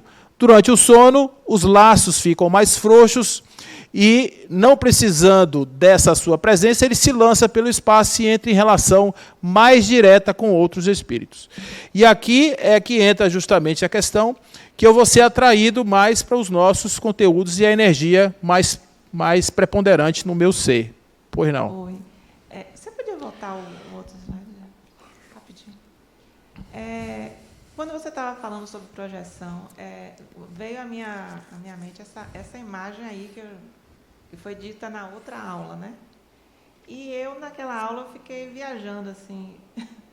E você falou também da biprojeção, né? Bilocação. Bilocação. Aí eu fico imaginando esse fio que existe aí, né? Sim. Eu fiquei assim, já pensou se todo mundo desdobrar, se não vai ficar tudo emaranhado, não? Ah, vai dar um nó, né? Rapaz, olha, eu vou dizer um negócio, viu? É verdade, pode. Pode, mas pode ter certeza que a gente se emaranha também com os pensamentos. Porque nossos pensamentos são como fios. E quando a gente entra no campo mental do outro, a gente fica emaranhado com o outro. Né? Inclusive, na constelação familiar, isso aparece muito. Esses tipos de emaranhamento. Pois não. Essa questão de sonho, eu acho sempre muito confuso, né, na minha cabeça. Quando você está dormindo, que você sonha com a pessoa encarnada. Sim. Né? Eu sonho com você, dormi e sonhei com você. Sim. Então, meu espírito se encontrou com o seu. Né? É dado o direito dos dois, quando acordar, saber que você sonhou comigo e eu sonhei com você? Entendi. Para que isso aconteça, eu entendi o que você falou. Para que isso aconteça, as duas pessoas teriam que estar no mesmo estado de vigília, para que, do mesmo jeito que você sabe que você sonhou, o outro também saiba que sonhou. É comum acontecer isso? É comum acontecer isso. Pode não acontecer? Pode não acontecer, porque os dois podem estar em estágios diferentes. Um pode saber que sonhou, o outro não. Mas aconteceu. Entendeu? Então, o cenário racional, a mente racional, gostaria, como a Ana está trazendo aqui, a ideia é o seguinte: se eu sou espírito e sou consciente, quando eu desdobro, encontro outra pessoa, oi, fulano, tudo bem? Amanhã de manhã, lembra aquele papel que eu precisava pegar? Você me lembra, por favor. Aí, o outro dia de manhã, rapaz, ontem de noite a gente se encontrou lá naquele lugar, lembra aquele... Aí a mente não teria dúvida nenhuma de que a gente tem espiritualidade e tal, mas não funciona assim, viu, Ana? Infelizmente. Quem é que está mais? Aqui. Boa noite. Boa. Voltando ao nosso querido Santo Antônio, que você falou que ele se materializava em outro lugar. Esta questão de materialização, eu tive notícia que os estudos estão avançando, ok? E que é muito raro um espírito se materializar pela dificuldade de encontrar médiuns... Efeitos físicos. Que tenha plasma, ectoplasma. Isso. Chamam de ectoplasma. Isso. Né? Isso. E isso nem sempre se consegue. Isso. Mas, para efeito de estudos, às vezes se consegue e tem reuniões que já fizeram que teve efetiva materialização do espírito. Sim. Eu quero saber o seguinte: Santo Antônio não precisou de um médium? Precisou, não de um médium, ele precisou de fluidos que estão no ambiente para que ele pudesse se materializar. Esses fluidos poderiam estar em plantas, em animais, em pessoas, porque o médium de efeito físico, muitas vezes, ele é o causador daquele fenômeno. Então, por exemplo, existia uma médium chamada Eusápia Paladino, que ela fazia materializações. E ela conseguia trazer espíritos que podiam ser tangibilizados, inclusive colocados no colo de outra pessoa. Então, isso tem Florence Cook, que era uma médium de efeito físico, ela materializava Kate King. Kate King era um espírito que apresentava-se materializado, que nas experiências que eram feitas na época ali, que o pessoal estava estudando os processos da espiritualidade como ciência, eles mediram pressão arterial dela. Ela é tangível mesmo. Agora, hoje, nós temos menos efeitos físicos. Existe hoje ainda muita cura. Cura é efeito físico, porque você mexe na matéria, tudo que você mexe na matéria. Tem muita coisa de florzinha que cai do teto, ainda existe algumas coisas nesse sentido. Cheiro, perfume, né? Você sente o perfume. Então, chega um médico, você sente o cheiro do éter, por exemplo. Adenauer deu um exemplo que tinha uma médium que pegava pétalas de rosas, sim. transformava em mel. E mel. Isso, você faz a transformação. Isso chama transubstanciação. Você pega uma substância e transforma em outra. Né? Você pode fazer isso. Tudo isso aí é possível, com efeito físico. Tá? Agora, lembrando que o efeito físico ele não é tecnicamente uma mediunidade, a não ser que seja o espírito que passe uma mensagem. Então, enquanto for uma rosa, é um efeito material. Quando passa a ser uma comunicação que tenha uma interferência, porque eu costumo dizer o seguinte, o médium sempre tem que estar no meio, é fácil identificar. Está no meio, é médium. Não está na ponta, não é mais médium. Vamos chamar assim, é extremium. Ele está na ponta. Né? Aí o pessoal pergunta, Paulo, você é médium? Eu digo, não, eu sou mínimo. Como é que está meu horário aí? Está acabando? Hã? Quanto tempo? 15? Vou acabar. Bom, então, a gente tem as outras formas de fazer isso, que é a letargia, por exemplo, que é uma outra maneira de fazer, a catalepsia. Muita gente conhece essas duas aí, a diferença é só o grau de paralisação do corpo, mas Dona Ivone de Amaral Pereira, ela teve um efeito desse, né, que chama mediunidade cataléptica. A pessoa entra num estado de paralisação do corpo, como se estivesse morta. Existem pessoas que até, inclusive, ficam com a ponta dos dedos esverdeada, como se estivesse realmente. Outros começam a exalar aquele cheiro, aquele odor do corpo em putrefação, mas eles estão vivos. Eles só estão no estado de paralisação ali. Tá? Depois aí eu posso até dar a minha teoria sobre isso, do ponto de vista evolutivo. Mas nesse momento o espírito está liberto, ele está passeando. No caso de Dona Ivone, quando o corpo dela entrava nesse estado, ela se percebia fora do corpo. Né? Então, isso aí é um tipo. A diferença de um para o outro é o grau. Né? No caso da catalepsia, existe um tecido mole. No caso da letargia, é uma contração muscular que existe no corpo. Né? Então, existe essa diferença. Mas os dois são paralisação do corpo. E aí o espírito pode se libertar. Existe essa outra questão aí, que isso aí é o termo que era usado lá atrás. O sonambulismo era uma espécie de indução mediúnica. Então, o sonâmbulo, ele tinha o papel do médium.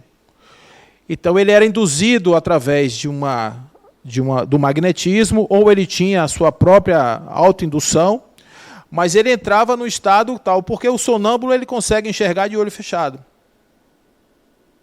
Tem pessoas que dirigem em estado de sonambulismo, anda por dentro de casa. Né? Então, como é que ele está enxergando se ele está com o olho fechado? Então, aqui ele tem esse efeito quando ele começa a ver que as pessoas estão em transe. A dupla vista é quando você tem a possibilidade de fazer uma visão à distância. Você consegue enxergar o que está além. Então, na literatura espírita, tem muitos casos de dupla vista. Dessa coisa de você enxergar o que está longe. Eu citei o caso de Swedenborg aqui. Mas tem um caso de uma senhora, a senhora Vi, que vai visitar Allan Kardec, e ela vê ele escrevendo o Evangelho segundo o Espiritismo. Ela conta para a Amélie que ele estava escrevendo o Evangelho segundo o Espiritismo. Nem a Amélie sabia que ele estava escrevendo um livro com esse nome. Pois não. Conversar durante o sono é sonambulismo?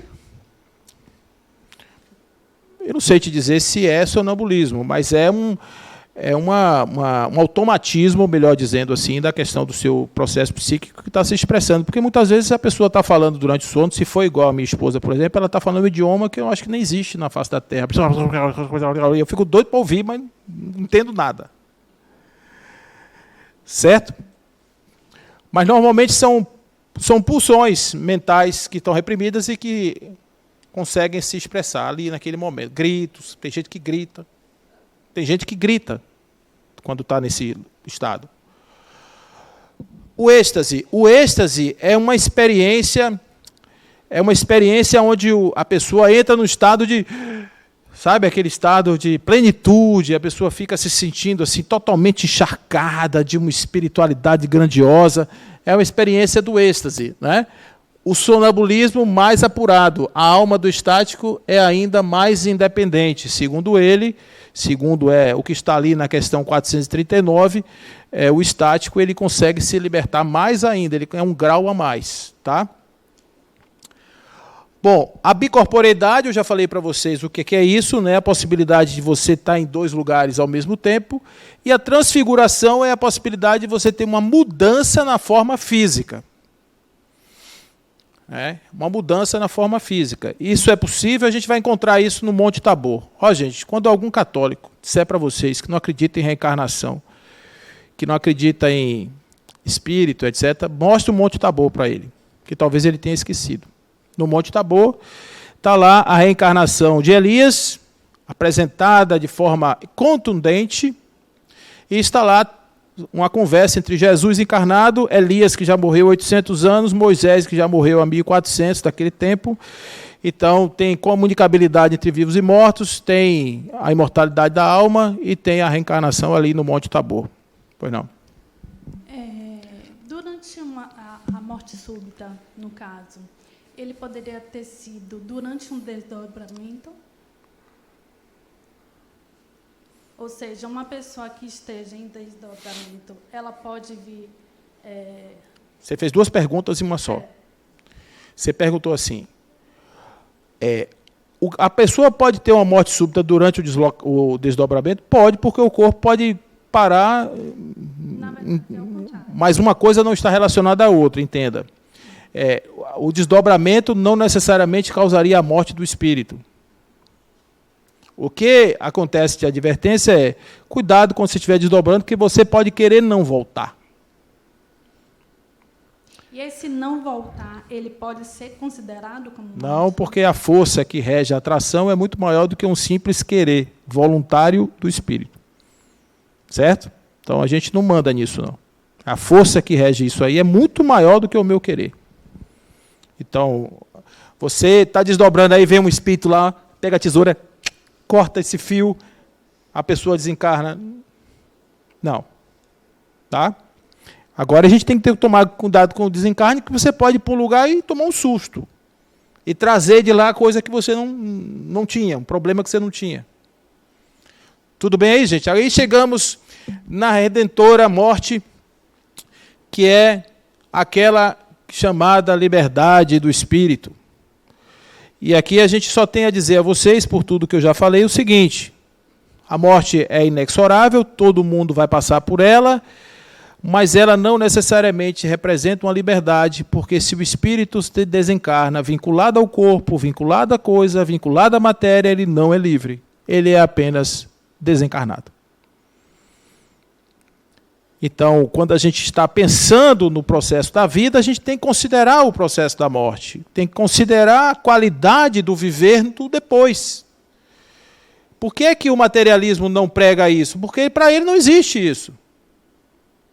Então, se você tem provas inequívocas que existe o depois da vida, então é bom tomar cuidado com o que vive, porque é aquilo que a gente faz hoje, a gente carrega para o nosso depois. Tudo bem? Isso não é castigo não, tá, gente? O desprendimento, conforme eu já disse para vocês, ele pode resultar de um tempo maior ou menor, vai depender do nível de fixação do espírito em relação ao corpo.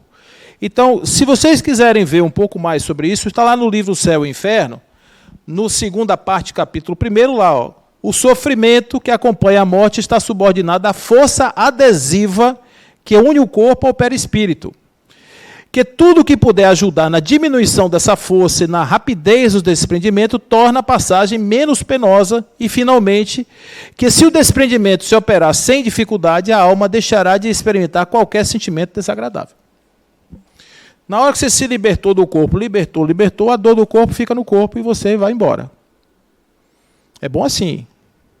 Deixa a bagagem. E vai embora.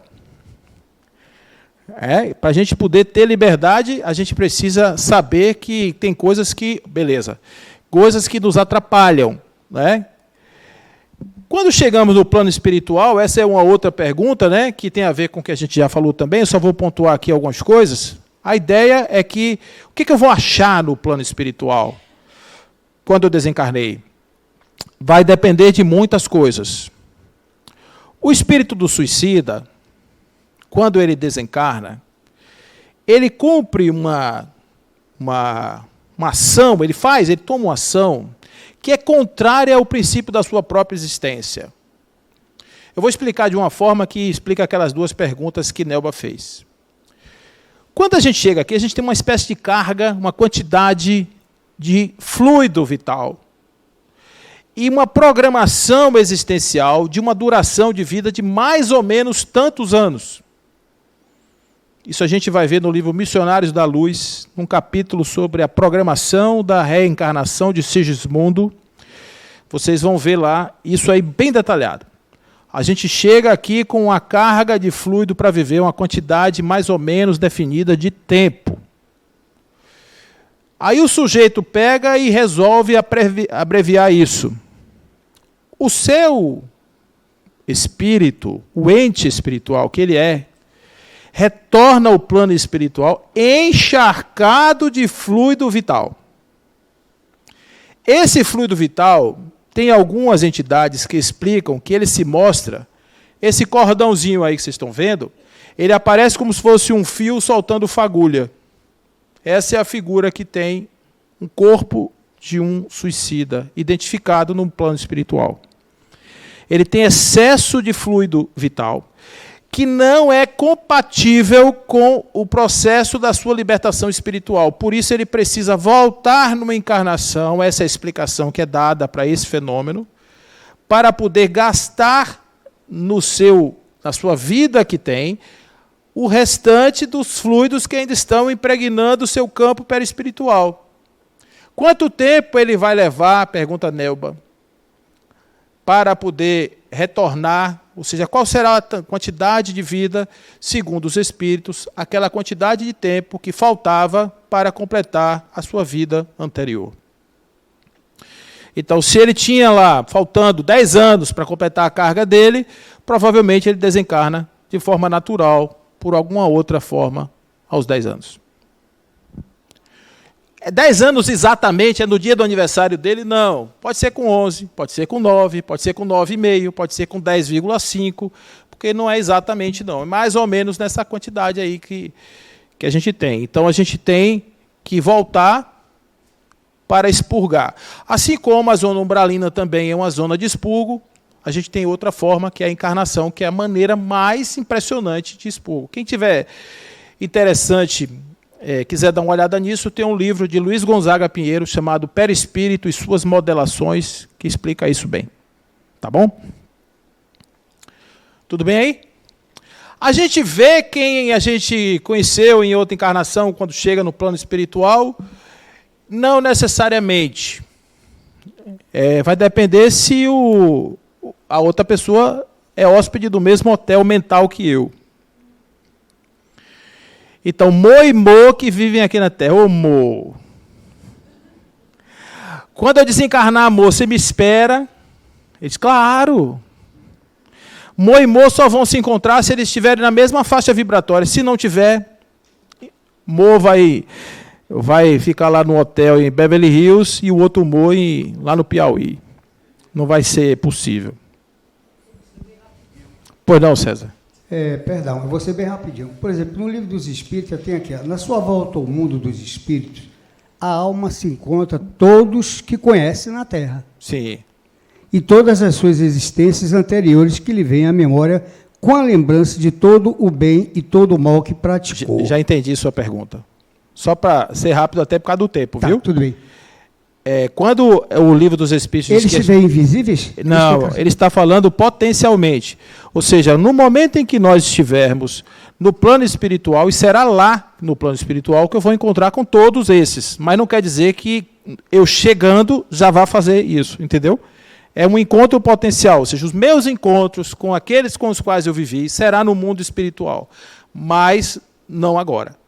Porque agora eu só vou ter uma visão daquilo que for possível, dado o meu estágio evolutivo. A minha visão será limitada ao meu estágio evolutivo. Tudo bem? Pronto. Então, aqui ainda temos uma questão que eu trouxe aqui, só para vocês terem ideia, o que é um espírito feliz. Então, esse aqui é Samson. Samson trabalhou na sociedade parisiense, ele desencarnou e voltou para dar uma mensagem. Ele diz assim, ó, a minha situação é bem feliz, eu acho-me regenerado, renovado, como se diz entre vós, nada mais sentindo das minhas antigas dores. Eu tinha feito um pedido a Deus para me permitir falar aos que estimo, e Deus me ouviu, ao fim de tempo, tal, eu recobrasse a lucidez das ideias. Ao fim de 8 horas... Então, ele desencarnou, 8 horas depois, ele já estava em condições de dar testemunho da sua viagem. Isso é um espírito feliz.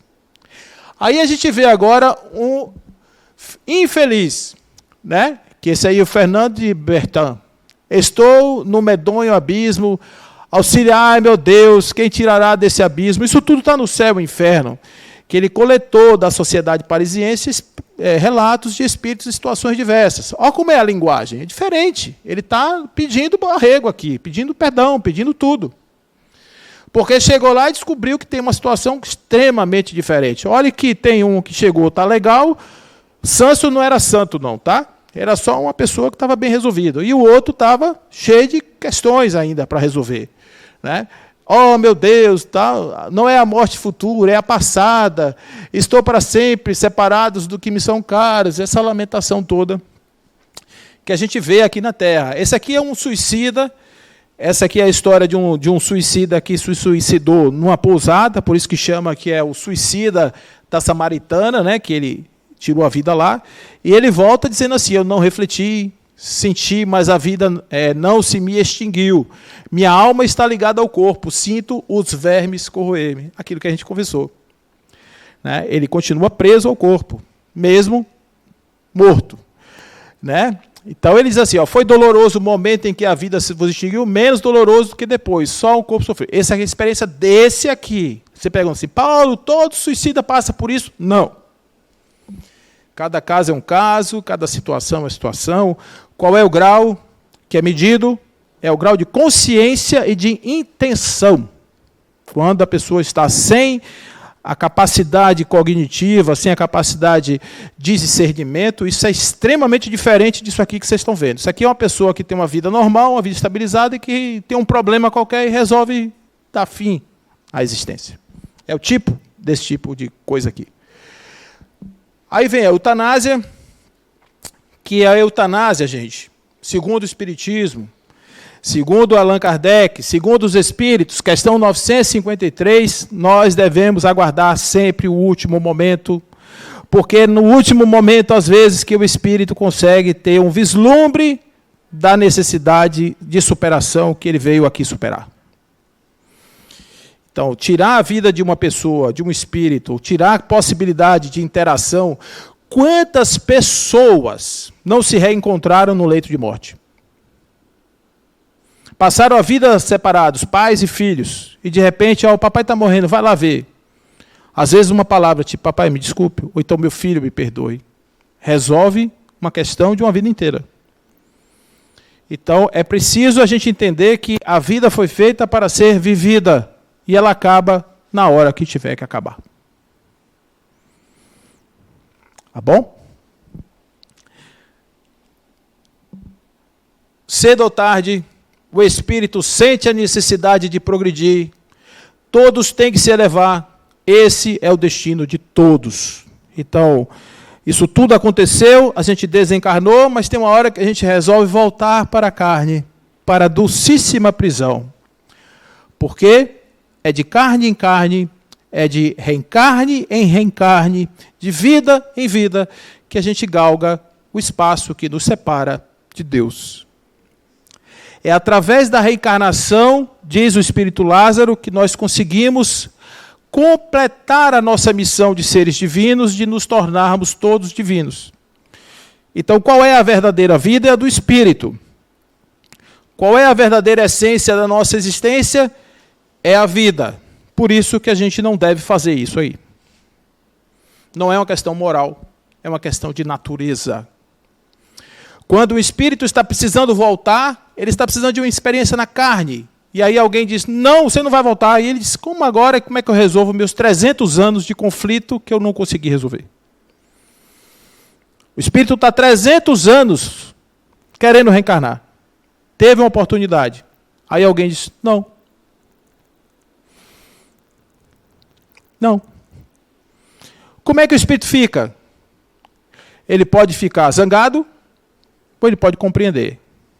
Pergunta assim, todo espírito que foi abortado se transforma num obsessor? Não. Pode virar? Pode. Pode ser um benfeitor? Pode. Tudo pode.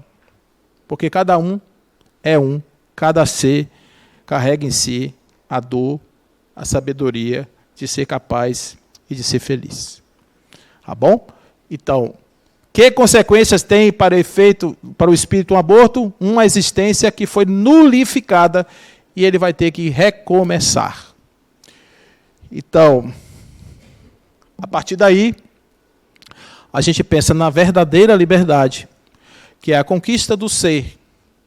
Conquistar-se a si mesmo, nas suas possibilidades mais mínimas, e a partir daí, alcançar a plenitude do Espírito, que é a divindade, que é a luz. Essa história toda, essa picula toda é só para a gente aprender que a gente é luz. Essa picula toda é só para a gente aprender que a gente é divino, que a gente é grande, que a gente é imenso. E que a vida, ela está aqui para nos ensinar a sermos isso. Quanto tempo a gente vai levar para ser isso? O tempo que a gente quiser. Agora é inexorável que todos nós seremos. Todos, absolutamente, nós seremos luz, seremos divinos. Por isso que nós vamos conhecer a verdade e, por fim, essa verdade nos libertará. Nós só vamos conseguir ser plenos de nós mesmos quando tivermos alcançado o ápice das nossas possibilidades existenciais. O nome disso é perfeição espiritual. E a isso todos nós estamos condenados. A sermos perfeitos, como perfeito é o Pai Celestial. Fiquem com Deus. Que assim seja.